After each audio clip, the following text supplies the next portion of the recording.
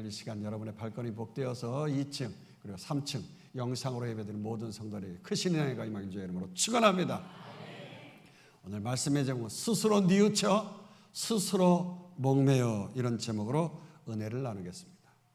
여러분, 대제사장들과 장로들이 속한 그 산헤드린 공회라고 하는 그곳에서 밤새도록 예수님을 붙잡아 조롱하고 폭행을 가한 후에 예수님을 그 신성모독이라고 하는 유대법상의 그 사형에 해당하는 죄를 선고했어요.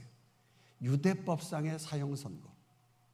그러나 이 신성모독과 같은 죄는요, 로마법에서는 관심이 없는 거예요. 정식 사형을 집행하기 위해서는 로마법에는 그 로마법에 해당하는 죄목에 예수님이 들어가야 되는데, 그런데 그 죄목에 들어가지 않는 것이죠. 그렇기 때문에 로마 당국의 재판을 거칠 수가 없는 것이.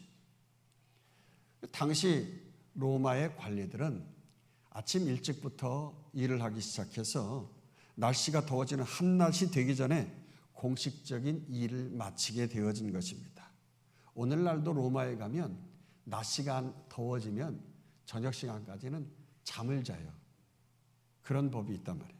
그렇기 때문에 모든 대제사장과 백성의 장로들은 이른 새벽부터 머리를 맞대고 예수를 죽일 음모를 꾸민 결과 바로 로마에 대한 반란을 일으켜서 자기 백성을 구하려고 한다고는 그 메시아 사칭이라고 하는 죄목을 예수님께 뒤집어 씌워서 예수님을 결박해서 로마의 총독 빌라도에게 끌고 갔다는 것입니다. 오늘 보면 1절 2절은 이렇게 말하고 있습니다. 새벽에 모든 대제사장과 백성의 장로들이 예수를 죽이려고 함께 의논하고 결박하여 끌고 가서 총독 빌라도에게 넘겨주니라. 원래 빌라도의 총독 관저는 날씨가 시원한 그 지중해 바람이 부는 가이사랴라고 하는 그곳에 있어요. 그러나 지금 6월절 기간이기 때문에 많은 사람들이 모여있는 이 시기라서 반짝 긴장을 하게 되어지는 거예요. 그러면서 빌라도 총독은 예루살렘 궁에 머물러 있었던 것이죠. 행여라도 로마의 밀란을 일으켜서 그렇게 사람들이 난리를 치게 되어진다고 하면 일단 책임자가 누굽니까? 총독이에요.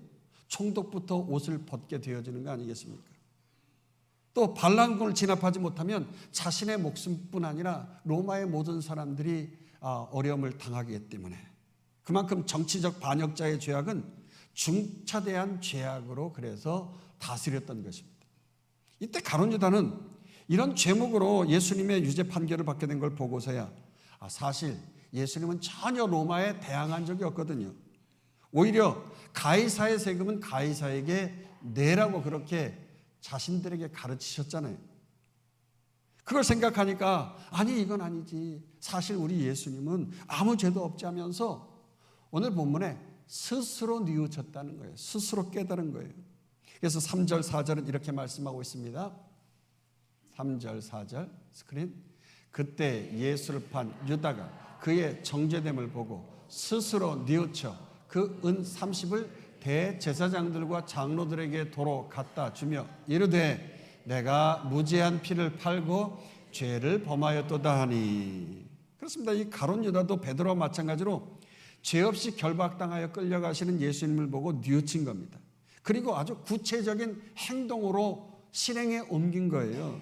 바로 예수님을 팔아받았던 은 30을 대제사장에게로 가져갔다가 집어 던진 거예요. 내가 무죄한 예수님을 팔아넘기고 이 핏값으로 돈을 챙겼는데 이제는 안 되겠다는 거예요. 내가 죄를 범했으니 도로의 돈 다시 가지고 가시오 하면서 집어 던져버리면서 예수님을 팔아넘긴 그 행위에 대해서 스스로 뉘우쳤다는 것입니다.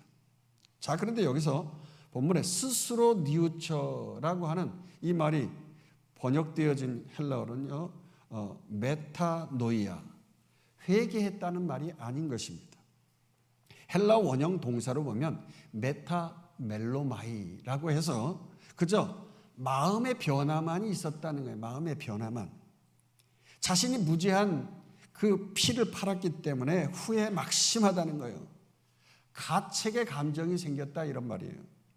여기서 무죄한이라고 번역된 말은요, 마태복음에서 우리가 계속 다루고 있는 그 말씀 아닙니까? 디카이오스, 의롭다는 디카이오스, 그 말인 것이에요. 즉 무죄한 피는 의로운 피라는 것입니다. 마태복음에서 예수님을 계속해서 의로운 분이라고 강조하고 있지 않습니까? 하나님과 의로운 관계를 이루시는 분이고 사람과 있어서 의로운 관계를 이루도록 하시는 거예요. 그야말로 하나님 사랑, 이웃 사랑을 실천하도록 우리에게 보여주신 분이 바로 예수님이시거든요. 그래서 이 땅 가운데 또 우리 마음속에 천국 하나님 나라를 이룰 수 있도록 그런 의의 피, 의로운 자의 피, 무죄한 피의 완전한 모델이 우리 예수님이신 것이죠. 그러나 그 완전한 의의 모델 되시는 예수님을 몇 푼 안 되는 그 돈에 팔아넘기고 만 거 아닙니까? 여러분 어떻습니까? 우리도 마찬가지 아닙니까? 우리가 유다처럼 돈 몇 푼 때문에 하나님과의 관계, 사랑과의 관계를, 의로운 그 관계를 깨어버릴 때가 있잖아요. 피 철철 흘리면서 서로 더 많이 갖겠다고 그 의를 깨버리고 하나님 나라를 이루지 못하면서 죄를 범하는 일이 얼마나 많아요. 하나님께뿐만 아니라 형제자매 간에, 이웃 간에도 말이에요. 너희는 먼저 그의 나라와 의를 구하라고 했음에도 불구하고 우리는 이 유다처럼 순간 먼저 돈을 먼저 생각하고 돈부터 구하는 것이 우리의 인생 아닙니까? 특별히 말세를 살아가는 우리들이요, 돈을 사랑하고, 아니 말세 중에서도요, 말세의 끝이라고 하는 이 시대 아닙니까? 세상 사람들도 세상이 끝나는 것 같아, 뭐 이런 말을 많이 하잖아요. 그런 이 시대에 우리가 살면서 말세 치말에 무슨 피눈물 흘릴 일이 있습니까? 그래서 야고보서 5장 1절에 3절은 야고보는 이렇게 말하고 있습니다. 들으라 부한자들아, 너희에게 이 말 고생으로 말미암아 울고 통곡하라. 너희 재물은 썩었고 너희 옷은 좀먹었으며 너희 금과 은은 녹이 슬었으니 이 녹이 너희에게 증거가 되며 불같이 너희 살을 먹으리라. 너희가 말세에 재물을 쌓았도다. 그렇습니다. 요즘 같은 말세 지말에 이 재물을 쌓는다고 하는 것처럼 어리석은 게 없다는 거예요. 사실 그렇잖아요. 요즘처럼 돈은 숫자에 불과한 그런 시대, 우리가 그런 시대에 살고 있잖아요. 옛날에는요, 은행에 가가지고서 직접 돈을 꺼내고 집어넣고 그래서 도장 찍고 통장에 표시를 내가지고서 그걸 보면서 통장 정리라면 내가 얼마 있구나 이걸 눈으로 보면서 뿌듯해했어요. 그러나 요즘 시대는 어떻습니까? 컴퓨터 안에 동그라미가 몇 개 찍혀 있는 것 뿐이라고요. 그래서 다 점점 가상화폐, 가상코인이라고 하는, 정말 그야말로 가상의 돈, 보이지 않고 생각으로 돈이 있다고 하는, 그래서 핸드폰에 여러분의 문자로 오잖아요. 가상으로 오는 거예요. 그렇다고 여러분 중국 사람들도 우리가 아닌데 말이죠. 돈을 금으로 이렇게 해서 다 쌓아 쟁여놓고 그러지 않잖아요. 금덩어리를 집에 쌓아놓으면 얼마나 쌓아놓겠어요. 그리고 전쟁통에 그거 쌓아 짊어들고 다 들고 갈 수 있겠어요? 깔려 죽지요 말이지. 언젠가 TV 채널을 돌리다가 재난이란 영화를 잠시 보게 되어졌어요. 중간에 이렇게 채널을 돌리다가 봐서 그게 정확히 누가 했는지는 모르겠습니다만 내용 중에 그냥 은연중에 필리핀 애들이 그랬다고 주인공이 그러기도 하고, 제 느낌에는 그냥 러시아나 IS나 그런 쪽에서 적국에서 이렇게 인터넷으로 해커들이 침입해가지고서 혼란을 준 것이 아닌가 했는데, 어쨌든 통신망을 툭 하고 건드리니까 말이죠, 온 뉴욕이 다 온통 난리가 난 거예요.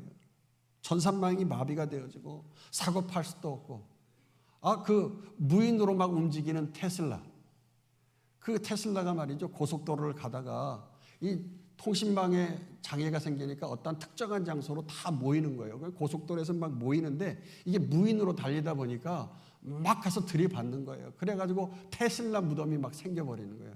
일부러 해커들이 그렇게 어떤 곳에다가 그렇게 테슬라는 포인트를 줘가지고 거기로 다 그냥 모이도록. 그래서 막 고속도로가 다 마비가 되어서 사람이 거기에서 다 죽어버리고 난리가 나는 거예요. 여러분 요즘에 그 재난 영화 이런 걸 우습게 봐서는 안 되는 거예요. 한동안 이상한 그 코로나 우리가 번지기 전에 그러한 이상한 그런 것들에 대한 영화들이 많이 나왔었거든요. 좀비 영화 막 이런 것들이 나오고 그랬었는데 그런 것들이 현실적으로 우리에게 막 다가오잖아요. 오염되어진 어떤 질병들. 그러면서 요즘에 이런 재난 영화가 생기면서 통신망에 변화가 생기면 앞으로 우리 모든 세계가 꼼짝 못하겠다 그런 생각을 갖게 되더라고요. 한마디로 뭡니까? 이 말세지말에 돈이라고 하는 이 가상화폐, 이거는 인터넷 잘하는 누군가 젊은 10대들에 의해서 장난질만 툭 하고 쳐도 그냥 한순간에 날아가 버리는 헛되고 헛된 것이라는 거예요. 그 헛된 재물 잃어버리고 말이죠. 방금 읽었잖아요, 우리가. 야고보서의 말씀처럼 울고불고 통곡하는 일이 있을 거라는 거예요. 재물이 썩고 명품이네 고급이네 하는 옷들이 말이다 조물 먹고 안전자산이라고 하는 금관이 녹슨다는 거예요. 요한계시록이나 에스겔서에 볼 것 같으면 이건 하나의 어떤 핵으로 인하여서 오는, 그래서 사람들이 감히 이 금덩어리 핵전장 했을 때 이거 폐기물이지 금덩어리가 나의 안전재산이 됩니까? 절대 건드릴 수가 없는 거예요. 녹슬어 버리는 거예요. 불같이 이게 나의 살을 먹어버리는 경고를 하시는 말씀 아니겠습니까? 한마디로 말세의 재물은요, 쌓을수록 헛된 눈물만 나는 것들이라는 것입니다. 그래서 말세 땐 재물을 쌓아놓고 쟁겨놓는 것이 아니라 오히려 하나님 나라와 의를 써야 될 줄로 믿습니다. 여러분의 마지막 생이 끊어지는 날 하나님 앞에 다 서게 되지 않아요. 순간 내가 가지고 있는 재물은요, 하나님 앞에서 헛된 숫자에 분가할 뿐이지만은요, 주님 앞에 서는 날 내가 맡겨준 그 재물 어떻게 썼느냐 하고 주님이 계산하실 때가 있으실 때 악하고 게으른 종이라고 하시면서 그 재물을 빼앗아서 오히려 더 있는 자에게 주고 슬피 울며 이를 가는 일이 있게 되어지는 거 아니겠습니까? 그러므로 우리는 하나님 나라와 의를 위하여 쓰라고 주신 이 재물 내게 청직으로 맡겨주셨는데 악하게 순종치 않고 게으름 폈다고 하면 우리가 회개하면서 하늘의 곳간을 쌓아놓는 복된 대광의 성도 되시길 주의 이름으로 축원합니다. 하늘에 쌓은 재물만 생명의 면류관, 충성의 면류관이 되어지는 거예요. 그렇습니다. 나를 위해 쌓아놓은 돈, 내 배만을 위하여서 쓴 돈, 이거는요 절대 생명의 면류관이 될 수 없고 주님 앞에 칭찬받을 수가 없는 거예요. 여러분 요즘에 내가 SNS에다 막 올리고 젊은 애들이 그렇게 막 동영상으로 유튜브에 올려가지고 자랑질을 하는데요.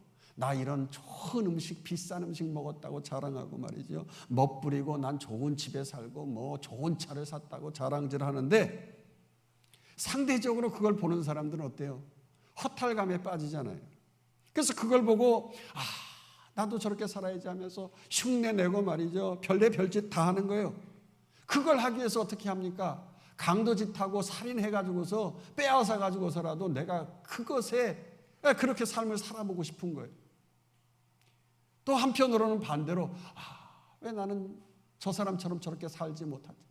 상대적인 박탈감에 빠지게 되어지고 말이죠. 죽고만 싶고 심지어 자살해버리는 그러한 많은 사람들이 젊은이들이 얼마나 많아요. 이러한 일들로 인해서 많은 사람들을 지옥 같은 삶을 살아가게 만들어버린단 말이에요. 그런데 어떤 분은요, 저는요 절대 그렇지 않아요. 제가 그렇게 쓰려고 하는 것이 아니라 다 자식 잘 되려고 자식 물려주려고 하는 거 아니겠습니까 하시는 분들도 있어요. 그러나 여러분 자식에게 물려주려고 쌓아놓는 거는 더 헛되고 어리석은 거예요. 더 믿음이 없는 사람인 것입니다. 믿음이 없는 거예요. 그래 하나님이 나에게 그렇게 많이 쌓아놓고 하나님 앞에서 누리도록 자식에게도 또 축복 주실 것이라고 그렇게 기회를 주셔서 은혜 주시고 축복 주셨는데 오히려 쌓아놓고 있다가 자식에게 물려준다는 게 무슨 말입니까? 하나님은 나에게는 축복은 주시지만 내 자식에게는 절대로 축복을 안 주실 것이기 때문에 내가 많이 모아놓고 벌어가지고 자식에게 줘야 된다는 그러한 생각하고 있는 거 아니겠어요? 결국 무슨 말입니까? 하나님 나한테 축복 주시지만 자식에게는 축복이 절대 없다는 말과 행동을 실천에 옮기고 있는 믿음 없는 말을 하고 있는 거예요. 믿음 없는 행동을 하고 있는 거예요. 교회 생활도 마찬가지지 않습니까? 먼저 하나님 나라와 의를 위하여서 쓰라고, 그러면 누르고 흔들어 넘치도록 채워주신다고 약속하셨는데, 인본주의적인 교회는 인간적인 생각을 하는 거예요. 그래서 주판을 탱기고 말이죠. 돈부터 생각하는 거예요. 돈이 없으니까 어떠지? 은행에 잔고가 없으면 어떠지? 막 이러면서 걱정하고요. 돈을 아껴야 된다고 하고 은행에다 넣어야 된다고 하고 자꾸 이런 일만 생각한단 말이에요. 먼저 그의 나라와 의를 위하여서 일할 때 이 모든 것이 더해야 될 줄로 믿습니다. 말세의 재물을 쌓아놓는 순간 오히려 야고보 사도는 화 있을진저 하면서 울고 통곡하는 순간이 들이닥친다고 경고의 말씀을 하고 있기 때문에 여러분, 이 말씀 기억하고 붙들고 사시길 다시 한번 주의 이름으로 축원합니다. 그래서 여러분, 복받는 미국의 그 어머니들, 할머니들, 할아버지들 돌아가실 때요, 어떻게 합니까? 교회에 다 헌납하고 돌아가셔요. 교회에다가 헌금해요. 물론 미국에 있는 자식들은요, 부모한테 유산 받을 생각을 안 해요. 하나님이 복 주실 것을 믿기 때문에, 그러한 믿음의 전통이 있기 때문에 그런 것이죠. 더군다나 하나님은 내 자식을 책임져 주시고 빌리어너가 되게 해주실 줄로 믿습니다. 이 믿음이 있기 때문에 부모들은요, 너 고생해서 네가 노력해가지고 벌어라. 물론 나중에 가서 어느 정도 유산을 물려주기도 합니다만은요, 처음부터 그렇게 자식을 망치는 그런 행동을 하지 않는단 말이에요. 자식이 좀 힘들어서 고생을 해보고 인생의 우여곡절을 경험할 때에 스스로 이길 수 있는 면역력이 생기는 거거든요. 너무 깨끗한 온실에다가 집어넣으면요, 면역력이 안 생겨서 더 바이러스 때문에 고통을 당하는 거거든요. 그래서 여러분, 이 미국 사람들이요, 그렇게 자식에게 물려주지 않고 교회에 헌신하고 충성했는데 자신들이 쪽박찼습니까? 아니잖아요. 온 세계를 움직이고 있는 미국이 될 수 있도록 그 자녀들을 하나님이 축복해 주시는 거예요. 할렐루야.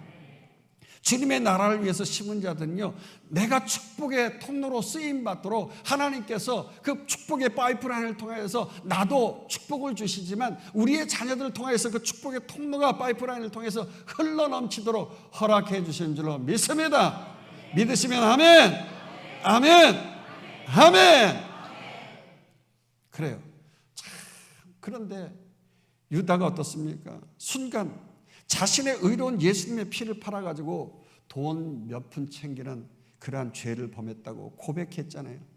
그랬다고 하면 제사장들 앞에서 그러한 고백을 했으니까 너 이제 그 죄를 고백했으니까 죄를 사함받는다고, 그러면서 재물 가져와서 하나님 앞에서 회개의 기도하자고 하고 재물에 손을 얹고 축복해주고, 그리고 너 이제 죄가 사해졌다 선포하고 말이죠. 그래야 되는데 안타깝게도 대제사장들의 마음이 이 가룟 유다보다도 더 완악했던 거예요. 율법에 맞춰서 죄의 면책을 해주는 것이 아니라 네가 오히려 무고한 사람의 죄의 그런 죄값을 받았으니까 너는 그 죄값을 네가 짊어지라고 말이죠. 우리와는 상관없다고, 너 혼자 당하라고, 네가 그 돈 받지 않았느냐, 그렇게 말하는 거 아니에요. 4절 보도록 하십니다.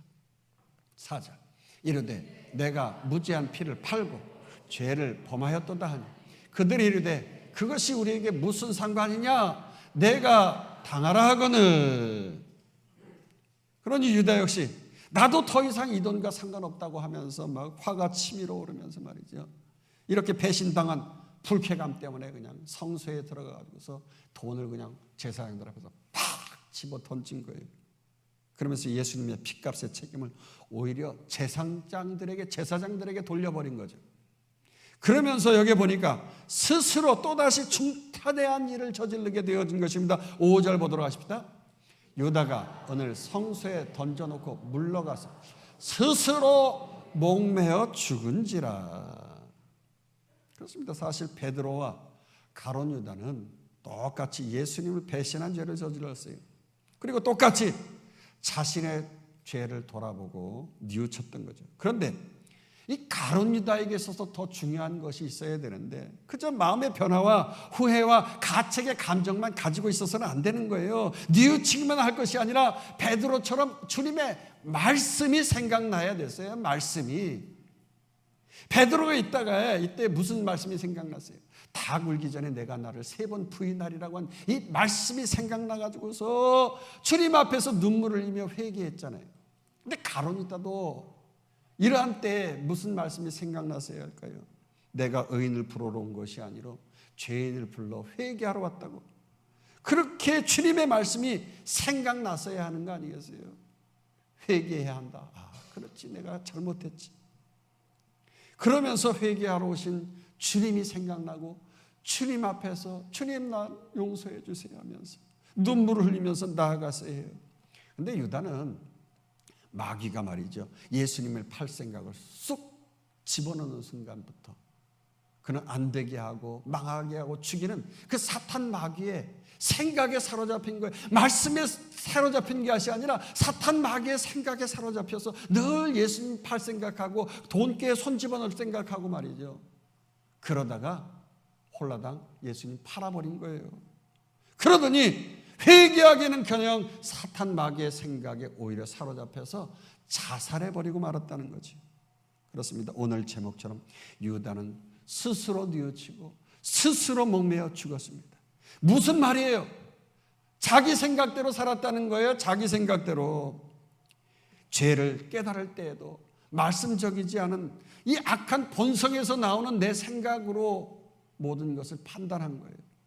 즉 마음속 깊은 밑바닥에 깔려있는 나의 인생의 경험에서 나오는 경험, 이론, 이러한 것들로 말이죠. 자기 뜻으로 스스로 하나님이 되고 스스로 높아지려고 결정해버렸다고 하는 것입니다.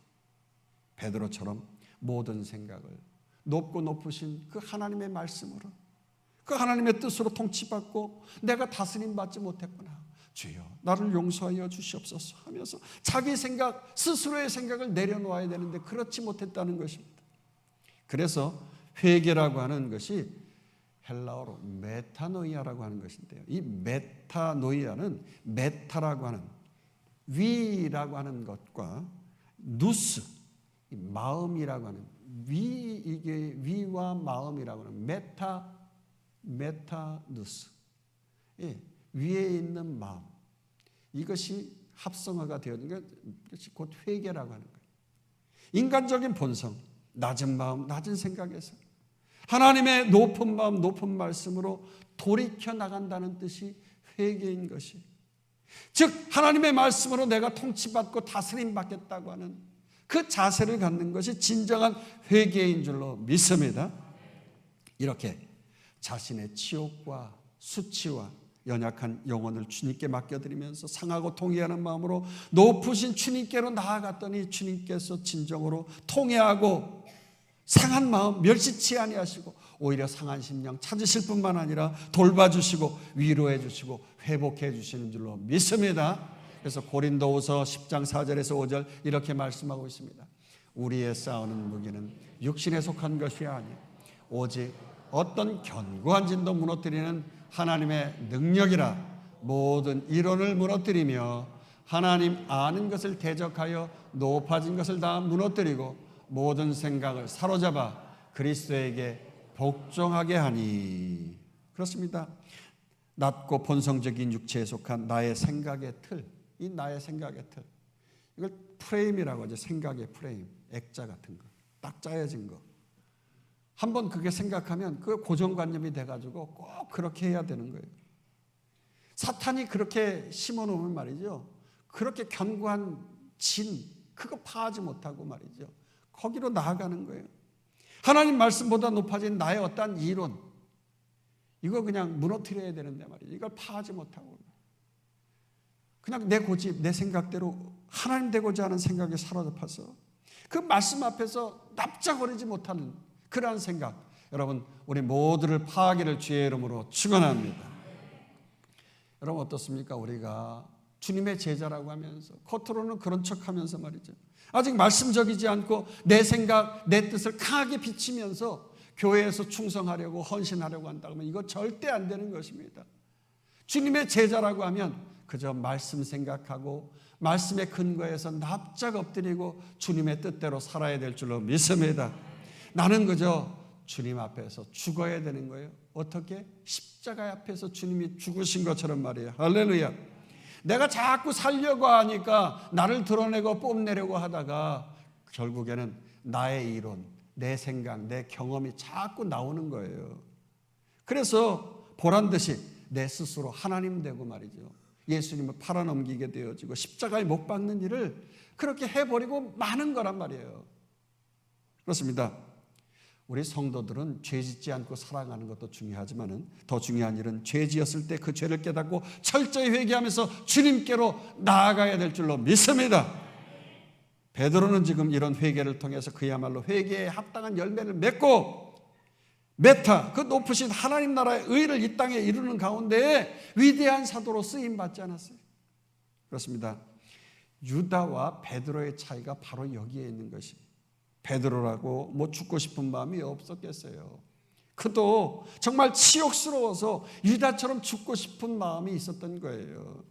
가룟 유다야 아무도 모르게 그냥 유대의 종교 지도자들과 뒤에서 딜을 하면서 그렇게 숨어서 일을 했기 때문에 누가 어떠한 일을 했는지 잘 몰라요. 그러나 베드로는 아예 공개적으로 계집종 앞에서 많은 사람 앞에서 내가 예수님 모른다고 하고 3번씩이나 모른다고 하더니 마지막에 저주까지 하지 않았어요. 그러나 그럼에도 불구하고 베드로는 그저 높으신 주님의 말씀 앞에서 나는 죄인이라고 죽고 싶은 모든 생각을 다 복종시켜버리고 주님께로 나아갔더니 주님께서 죄 없다 해주시고 회복시켜주시고 다시 수제자로 쓰임받아 마지막 때에 그가 크게 쓰임받는 줄로 믿습니다. 그래요. 심히 통곡할 만큼 수치스럽고 도저히 내가 예수님의 제자라고 내가 내 자신을 이해 못할 것 같고 말이죠. 한심하고 부끄럽고 자꾸 사람 앞에 서면 그냥 도망가고 싶고 그렇지만 이 생각하기도 싫은 죄 때문에 비난받고 괴롭게 살고 싶지만 그렇지만 부활의 주님이 나타나셨을 때 주님께서 뭐라고 하셨어요? 내 양을 치라, 내 양을 먹이라 하시면서 다시 사명을 주셨더니 놀라운 주님의 수제자로서 힘있게 승리했던 것 기억하시길 주의 이름으로 축원합니다. 그러므로 베드로처럼 힘들고 어려울 때라도 견디고 이기고 참고 수곡수곡 인내하며 나아가야 되는 거예요. 이게 믿음입니다. 그래서 히브리어 에무나 이거 버틴다, 견딘다 이런 뜻이 믿음이라고 하는 것이 믿음이 뭐 대단한 것처럼 말이죠. 뭐 샬라샬라하고 말이죠. 뭐 방언하고 뭐 신의 역사가 있고 물론 그것도 믿음으로 변화받고 역사가 일어나는 것입니다만 진정한 믿음이라고 하는 건 에무나 버티고 이기는 거예요. 버티고 이기는 거. 미국에 유명한 목사님들이 많이 있습니다만 그중에서 우리 한국 사람들에게 가장 많이 알려진 분이 세들백 교회의 리고렌 목사님이십니다. 미국 캘리포니아에 아주 그냥 팜트리가 많이 있고 뭐 교회가 그냥 어마어마하게 크고 말이죠. 교회 뭐 그냥 찬양팀부터 시작해가지고서 바깥에 그 날씨가 캘리포니아가 따뜻하기 때문에 세례대가 바깥에 풀장처럼 이렇게 있어서 목사님이 나가서 그 풀장 안에서 세례를 주고 본당 안에서는 화면으로 세례를 주는 걸 보고 뭐 그렇게 할 정도로 아주 큰 교회. 그런 교회 목사님인데 제가 한국에서 유학 당시에 한국교회 목사님들이 한때는 관광 코스로 그리고 이 교회에 가서 세미나 하면서 이 교회의 프로그램이 어떤 좋은 것이 있는가 가서 세미나하고 교육받고 그리고 돌아오는 그런 프로그램들이 많이 있었어요. 그래서 제가 그곳에서 한국 사람으로서 여러 가지 일을 도와서 스텝으로서 일을 했던 적이 있었어요. 그러다 보니까 이 리고렌 목사님과 가까이 곁에서 일을 하면서 이 목사님이 어떠한 분인가 그걸 보게 되어졌어요. 참 성격도 밝고요. 여러 사람과 소탈하게 늘 그렇게 지내시는 분이었어요. 옷 입으신 것도 아주 저렇게 입고 설교를 하는 거예요. 저렇게. 근데 사실 이 목사님은 어려서부터 이상한 병에 걸려 있었어요. 뇌기능 부전이라는 병인데 아드레날린이 분비되어지면요 과잉 반응을 일으키는 병이라는 거죠. 현기증이 일어나고 시력이 떨어지고 머리가 부서질 정도로 아프고 공황장애 증상과 간질 증세가 나타나면서 수도 없이 쓰러지고 실신을 하시는 거예요. 근데 설상가상으로 사모님까지도 유방암으로 투병을 하게 되어지니까 얼마나 힘겨운 시간을 겪게 되었는지, 사역이 너무나도 힘든 거예요. 자신도 힘든데 사모까지 그러니.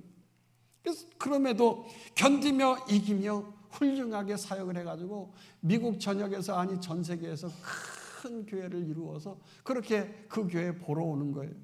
근데 웬걸 청천벽력과 같은 일이 벌어진 거예요. 자신의 아들이 말이지 27살인데 그것도 부활절날 총 쏴가지고 자살해서 죽어버린 거예요. 첫날까지 엄마 아빠와 함께 행복한 시간을 가지고 있었는데 말이에요. 아버지도 그러한 병력이 있다 보니까 유전되어져서 그런지 자식이 우울증이 좀 있었던 것 같아요. 극단적으로 총을 쏴가지고 자살하다 보니까 미국 교회는 물론이고 전 세계의 교회가 발칵 뒤집힌 거예요. 수많은 팔로워들이 뭐 한 글자씩 댓글을 달아도 뭐 수만 수천수만 뭐 수십만 뭐 그렇게 막 댓글이 달리는 것인데, 그 내용의 본질이 뭡니까? 남의 인생 운운하기보다 당신 자식부터 잘 키우라고 뭐 그런 거 아니겠어요? 어떻게 자기 자식 자살로 생을 마감하게 만들어주냐고 말이죠. 목사가 이럴 수 있느냐고. 그러니까 스타 목사에 걸맞는 댓글들이 막 수없이 달리는 거 아니겠어요? 그러니 보통 이 정도 되어지면 목사님이 사임해야 될 상황까지 가는 거예요. 자신과 가족에게 계속 밀어닥치는 이 고통과 고난, 이 수치와 아픔, 부끄러움. 야, 이거 말이죠. 계속 밀어닥치니 다 때려치고 잠수 타고 말이죠. 목회고 뭐고 그냥 뭐 종료하고 치료나 받아야겠다. 뭐 이런 생각이 들 거예요. 그런데 이 리고렌 목사님은 그럼에도 불구하고 그냥 사역하는 거예요.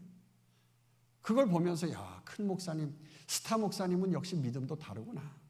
끝까지 문영혼들을 위해서 영혼의 양식 먹이기 위해서 더 열심으로, 아니 더 살찌우기 위해서 묵묵히 더 열정적으로 사역에 임하는 거예요. 자신이 그 우울증 증상, 막 쓰러지고 넘어지는, 머리가 부서지고 깨지고 막 심장이 막 터질 것 같은 뭐 그런 생각 속에서 말이죠. 실신하는데 자신에게 맡은 바의 직무, 목사가 강단에서 죽어도 죽는다, 그런 심정을 가지고 말이죠. 애무나 하면서 믿음으로 달려갔다는 거죠. 가론 유다처럼 비참하고 괴롭고 부끄럽고 수치스럽고 그럼에도 제 직무를 버리고 제 곳으로 가지 않았다는 거예요. 자기 생각으로 그 죽이는 길로 절대로 가지 않았다는 것입니다. 오히려 사람을 살리는 직무, 생명의 길, 십자가의 길로 애무나하면서 힘있게 달려간 거예요. 할렐루야. 그렇습니다. 이게 믿음의 역사고 승리의 십자가의 길인 것입니다. 제자의 길이에요. 자, 그러나 늘 자기 생각으로 막 살아가는 사람들, 가룟 유다와 더불어 본문의 종교 지도자와 같은 사람들은요, 끝까지 자기 십자가를 지고 자기의 직무를 감당하기는커녕 오히려 직무에 관심이 없는 거예요.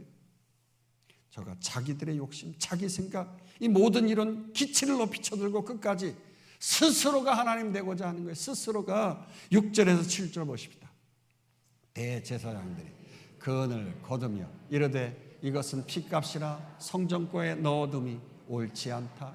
의논한 후에 이것으로 토기장의 밭을 사서 나그네 묘지를 삼았으니. 종교 지도자들은요, 예수님을 죽이려고 새벽부터 의논을 했잖아요. 모의했어요. 그리고 이번에 또 머리를 맞대서 의논을 했는데, 유대가 아깝게도 안타깝게도 무고한 자의 핏값을 내가 이거 받을 수 없다고 집어 던졌잖아요.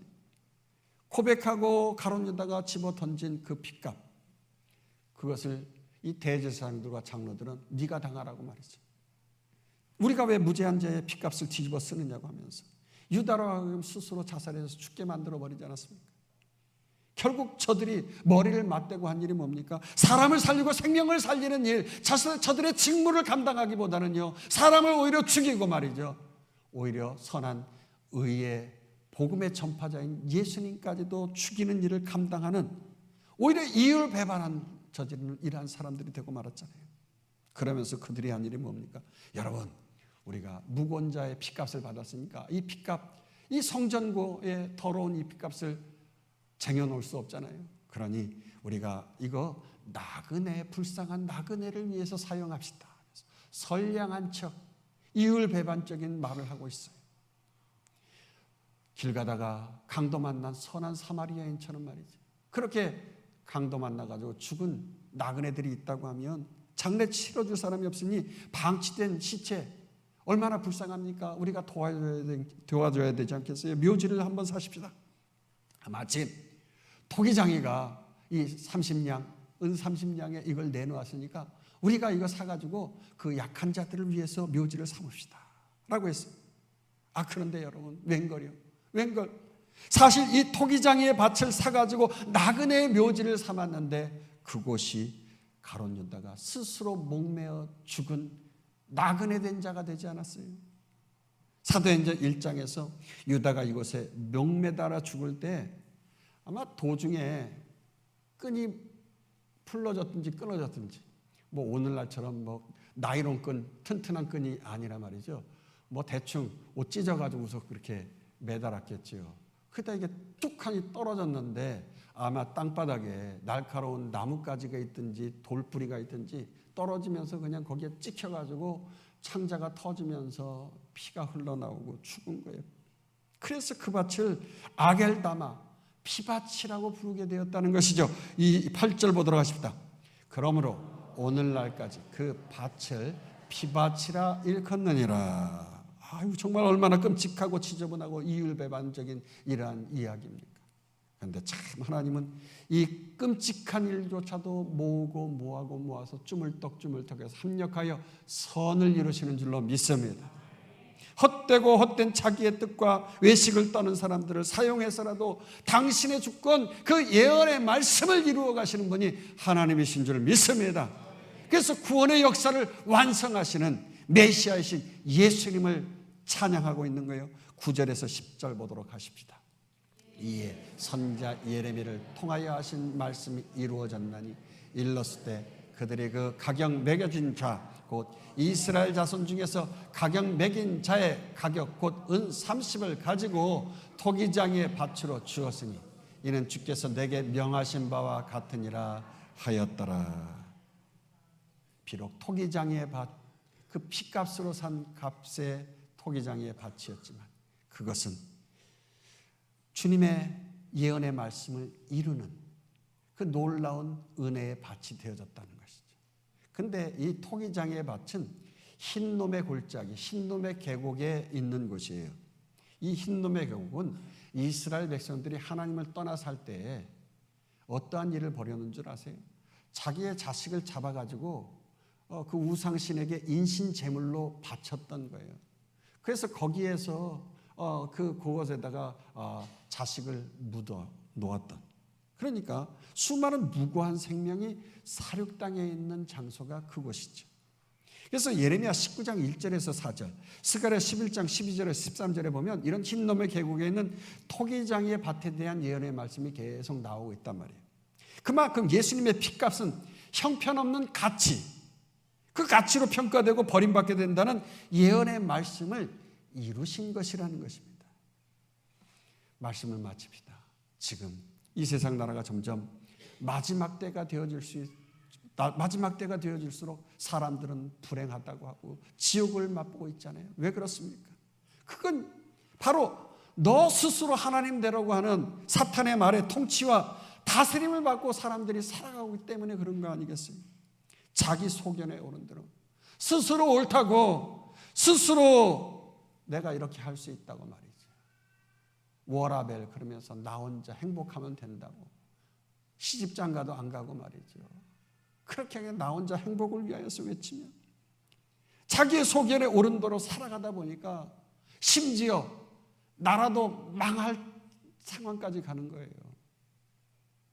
스스로 뉘우치고 스스로 목매달고 자기 스스로 막 살아갈 때에 이런 불행이 겹치는 거 아니겠어요?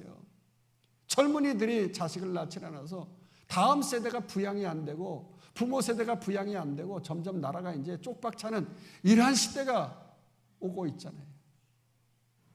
선악과를 따먹는 인간은요, 근본적으로 악하다고요. 그저 사탄의 생각으로 꽉 차 있어서 남자도 남자하고 결혼할 수 있고 여자도 여자하고 결혼을 할 수 있고 그렇지. 이러면서 말이죠. 요즘에는 남자 여자도 없어요. 뭐 뒤죽박죽으로 결혼의 의미가 없어져 버렸어요. 이러다 보니까 이 정치인들이 말이죠.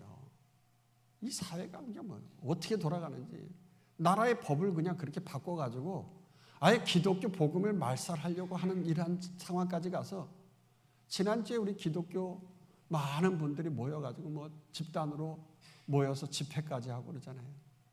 어떤 분은 목사님 우리 교회 왜 안 가요? 그러는데 가실 분들은 가시면 되는 거고요. 저는 목회자로서 막 선동해가면서 우리 가야 됩니다. 막 이렇게 하기보다는 하나님 앞에서 각자의 믿음대로 가실 분들은 가면 되고요. 그냥 이곳에서 기도하시면 기도하시는 분들은 기도로 나아가면 되는 것이지. 그래서 선교사님들 뭐 나는 선교하러 가야 되는데 왜 후원하지 않느냐고 하면서 우리 교회는 왜 이런 거 안 하느냐고 막 외부에서 오시는 분들이 그런 말도 할 수 있어요. 그러나 로마에 가면 로마법을 따라야 되는 거예요. 할렐루야. 그러니까 우리 교회는 우리 교회에 어떤 성도들의 특성이 있는 거예요. 상황이 있는 거예요. 그러니까 저는 좌로나 우로나 치우치지 않고 오직 믿음의 길로 가기를 주의 이름으로 축원합니다. 그러니까 뭐 누구 따라서 강남 가는 게 아니에요. 우리 믿음의 삶을 살아가면 되는 거예요. 그래서 믿음 있는 사람, 없는 사람 각자의 다 분량이 다른데 그거 다 끌고 같이 돌격 앞으로 가자고 하면 그게 제대로 되지 않는 거거든요. 그래서 목사님 왜 그렇게 그냥 한꺼번에 다 같이 가면 될 텐데 왜 안 되느냐고. 다 각각 아롱이다롱이 다 다른 거예요. 10손가락 깨물어서 안 아픈 손가락은 없는데 다 믿음이 연약하고 그래서 여러분 다 11조 내야 됩니다 하면 다 11조 내실 분 계세요? 아니잖아요. 지금 당장 제가 11조 얘기 여기서 막 해가지고서 다 안 하면 말이죠. 하나님 나라 천국을 이루지 못하고 하나님 앞에 서서 지옥 갈 수도 있다고 막 이렇게 설교해버리면 여러분 시험 당하고 우리 교회 떠나버리면 어떻게 믿음이 약하기 때문에 뭐 11조는 아니더라도 헌신으로 이 모양 저 모양 헌신하다가 하나님 앞에서 뭐 처음 11조는 아니더라도 조금씩 하다가 헌신하고 충성하고 그러는 거잖아요. 여러분 우리 본래 인간은요 선악과 따먹는 악한 본성을 가지고 있다고요. 믿음이 연약해요. 사탄의 생각으로 꽉 차 있어서 하나님 나라를 대적하려고 하고 의를 깨는 그러한 생각을 가지고 있다고요. 지옥 같은 세상을 살아가려고 하는 것이 우리 인간의 본성이에요. 따라서 이 땅 가운데 하나님 나라 천국을 누리고 맛보려고 한다고 하면 다른 거 없어요. 그래서 우리가 강단에서 말씀을 자꾸 선포하고 말씀대로 살아가라고 말씀의 다스림을 받으리라고 통치받으라고 복종해야 된다고 순종해야 된다고 제가 말씀을 자꾸 선포하는 거 아니겠어요? 믿음으로 사시길 주의 이름으로 축원합니다. 말씀 가운데 하나님은 당신의 뜻과 온갖 좋은 축복의 언약을 미리 예언의 말씀으로 이 예언의 말씀으로 계시해 주지 않아요. 따라서 하나님 나라에 복된 우리 대광의 성도들은요.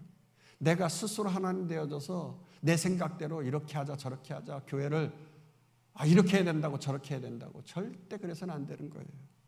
그렇게 인생을 하나님의 말씀 없이 막 살아내면 지옥 같은 교회가 되어지고 마는 거예요.